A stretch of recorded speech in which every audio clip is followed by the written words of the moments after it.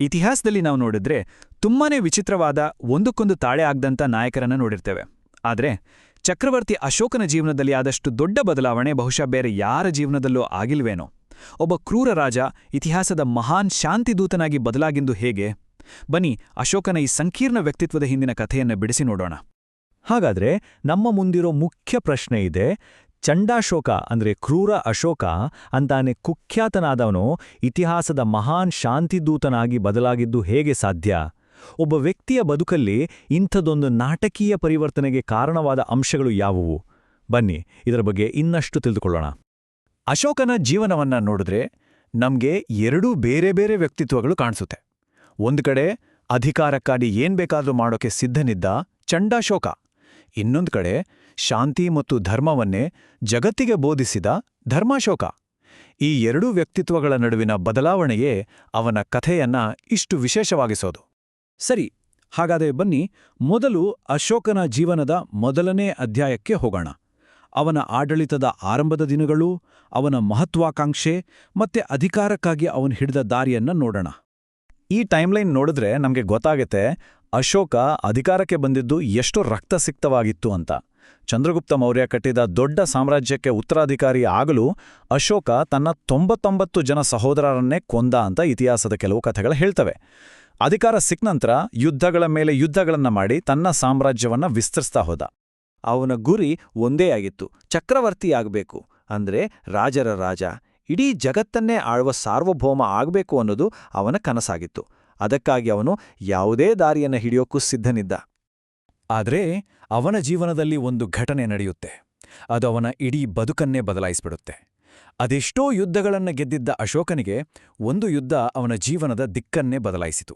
ಅದೇ ಕಳಿಂಗ ಯುದ್ಧ. 1,00,000.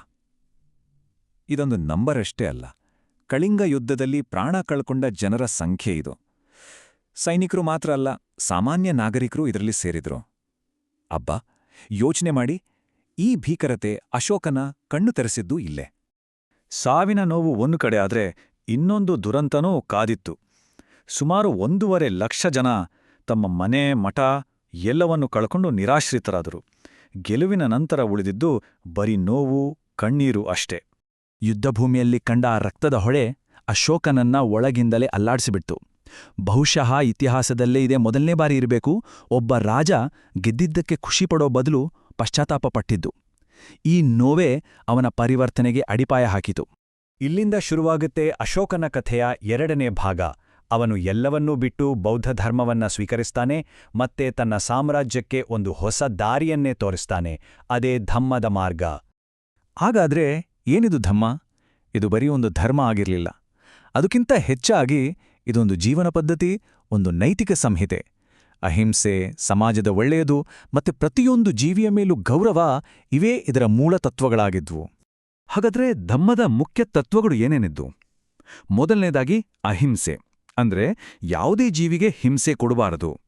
ಹಿರಿಯರು, ಗುರುಗಳಿಗೆ ಗೌರವ ಕೊಡೋದು, ಬೇರೆ ಬೇರೆ ಧರ್ಮಗಳನ್ನ ಸಹಿಸ್ಕೊಳ್ಳೋದು, ಸೇವಕರು, ಪ್ರಾಣಿಗಳ ಜೊತೆಗೂ ಪ್ರೀತಿಯಿಂದ ಇರೋದು. ನೋಡಿ, ಇವೆಲ್ಲ ಕೇವಲ ಮಾತುಗಳಾಗಿರಲಿಲ್ಲ, ಇವು ಒಬ್ಬ ಚಕ್ರವರ್ತಿಯ ಆಡಳಿತದ ನಿಯಮಗಳಾದವು. ತನ್ನ ಈ ಹೊಸ ವಿಚಾರಗಳು ಬರೀ ಕಲ್ಲಿನ್ಮೇಲೆ ಉಳಿಯಬಾರದು, ಜನರ ಬದುಕಲ್ಲಿ ಬರಬೇಕು ಅಂತ ಅಶೋಕನಿಗೆ ಗೊತ್ತಿತ್ತು. ಅದಕ್ಕಾಗಿಯೇ ಅವನು ಧಮ್ಮ ಮಹಾಮಾತೃರು ಅಂತ ವಿಶೇಷ ಅಧಿಕಾರಿಗಳನ್ನ ನೇಮಿಸಿದ. ಇವರ ಕೆಲಸ ಏನು ಅಂದ್ರೆ ಸಾಮ್ರಾಜ್ಯದ ಮೂಲೆ ಮೂಲೆಗೂ ಹೋಗಿ ಜನರಿಗೆ ಧರ್ಮದ ಬಗ್ಗೆ ತಿಳಿಸೋದು, ಅವರ ಕಷ್ಟ ಸುಖ ನೋಡ್ಕೊಳ್ಳೋದು. ಅಶೋಕ ತನ್ನ ಹೊಸ ತತ್ವಗಳನ್ನ ಜನರಿಗೆ ತಲುಪಿಸೋಕೆ ಒಂದು ಅದ್ಭುತವಾದ ದಾರಿ ಹಿಡಿದ. ಅದುವೇ ವಾಸ್ತುಶಿಲ್ಪ.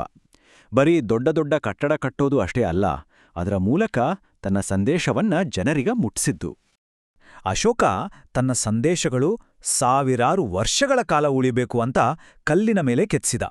ಸಾರಾನಾಥದ ಆ ಸಿಂಹ ಲಾಂಛನ, ಸಾಂಚಿಯ ಸ್ತೂಪ ಇವತ್ತಿಗೂ ಯುನೆಸ್ಕೋ ವಿಶ್ವ ಪರಂಪರೆಯ ತಾಣ.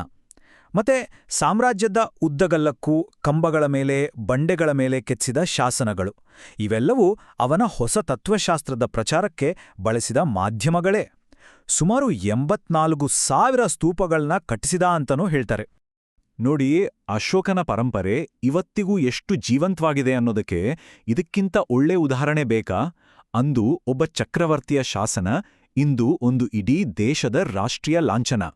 ಈ ಹೋಲಿಕೆ ನೋಡಿ, ಎಡಗಡೆ ಇರೋದು ಸಾವಿರಾರು ವರ್ಷಗಳ ಹಿಂದೆ ಅಶೋಕ ಸ್ಥಾಪಿಸಿದ ಆ ಸಿಂಹ ಲಾಂಛನ. ಅದು ಅವನ ಶಾಂತಿಯ ಆಳ್ವಿಕೆಯನ್ನ ಸಂಕೇತಿಸುತ್ತೆ. ಬಲ್ಗಡೆ ಇರೋದು ಇವತ್ತಿನ ಆಧುನಿಕ ಭಾರತ. ಅದೇ ಲಾಂಛನ ನಮ್ಮ ರಾಷ್ಟ್ರೀಯ ಲಾಂಛನ. ಅಷ್ಟೇ ಅಲ್ಲ, ಅದರ ಕೆಳಗಿರುವ ಚಕ್ರ, ಅಶೋಕ ಚಕ್ರ, ನಮ್ಮ ರಾಷ್ಟ್ರಧ್ವಜದ ಮಧ್ಯದಲ್ಲಿದೆ. ಸರಿ, ಇಷ್ಟೆಲ್ಲ ಆಯ್ತು. ಆದ್ರೆ ಸಾವಿರಾರು ವರ್ಷಗಳ ನಂತರ ಇವತ್ತಿನ ದಿನದಲ್ಲಿ ಅಶೋಕನ ಈ ತತ್ವಗಳಿಗೆ ಏನ್ ಬೆಲೆ ಇದೆ? ಯಾಕೆ ಅವನ ಪರಂಪರೆ ಇವತ್ತಿಗೂ ಮುಖ್ಯ? ಇವತ್ತಿನ ಜಗತ್ತನ್ನೇ ನೋಡಿ. ಯುದ್ಧ, ಹಿಂಸೆ, ಧರ್ಮದ ಹೆಸರಲ್ಲಿ ಸಂಘರ್ಷ. ಇಂಥ ಸಮಯದಲ್ಲಿ ನೊಬೆಲ್ ಪ್ರಶಸ್ತಿ ವಿಜೇತ ಅಮರ್ತ್ಯ ಸೇನ್ ಅವರು ಹೇಳುವ ಹಾಗೆ, ಅಶೋಕನ ಧಾರ್ಮಿಕ ಸಹಿಷ್ಣುತೆ ಮತ್ತು ಶಾಂತಿಯ ನೀತಿಗಳು ನಮಗೆ ನಿಜವಾಗ್ಲೂ ಸ್ಫೂರ್ತಿ ಕೊಡ್ತವೆ. ಪ್ರಸಿದ್ಧ ಲೇಖಕ ಎಚ್.ಜಿ. ವೆಲ್ಸ್ ಅವರ ಮಾತಿನಲ್ಲೇ ಹೇಳೋದಾದ್ರೆ, ಇತಿಹಾಸದ ಪುಟಗಳಲ್ಲಿ ಸಾವಿರಾರು ರಾಜರ ಹೆಸರುಗಳಿವೆ, ಆದರೆ ಅವರ ನಡುವೆ ಅಶೋಕನ ಹೆಸರು ಮಾತ್ರ ಒಂದು ನಕ್ಷತ್ರದ ಹಾಗೆ ಒಂಟಿಯಾಗಿ ಹೊಳೆಯುತ್ತೆ. ಹಾಗಾದ್ರೆ ಈ ಇಡೀ ಕಥೆಯನ್ನ ಒಂದು ಪ್ರಶ್ನೆಯೊಂದಿಗೆ ಮುಗಿಸೋಣ. ಒಬ್ಬ ವ್ಯಕ್ತಿ ತನ್ನ ಶಾಂತಿಯ ಪರಂಪರೆಯಿಂದ ತಾನು ಮಾಡಿದ ಹಿಂಸೆಯ ಭೂತಕಾಲವನ್ನ ಪೂರ್ತಿಯಾಗಿ ಅಳಿಸ್ಹಾಕೋಕೆ ಸಾಧ್ಯನಾ? ಇದು ಬರೀ ಅಶೋಕನ ಕಥೆಯಲ್ಲ, ಬದಲಾವಣೆಯ ಬಗ್ಗೆ, ಮಾನವನ ಸಾಧ್ಯತೆಗಳ ಬಗ್ಗೆ ನಾವೆಲ್ಲರೂ ಯೋಚಿಸಬೇಕಾದ ಪ್ರಶ್ನೆ.